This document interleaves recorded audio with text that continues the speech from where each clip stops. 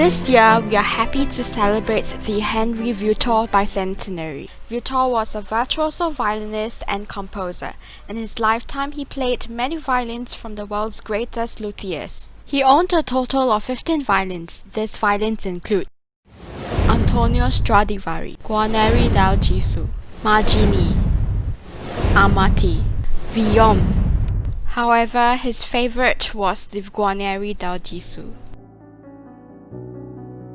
The Guarneri del Gesù, made in 1741, is now called the ex-Vieuxtemps. World-renowned violinist Anne Akiko Myers has been given exclusive lifetime use of the Guarneri del Gesù, ex-Vieuxtemps violin. In celebration of the Viruxtemps bicentenary, we are very excited to have the violin maker from Cremona, Italy, Stefano Conia Jr., to make a copy of the ex-Vieuxtemps.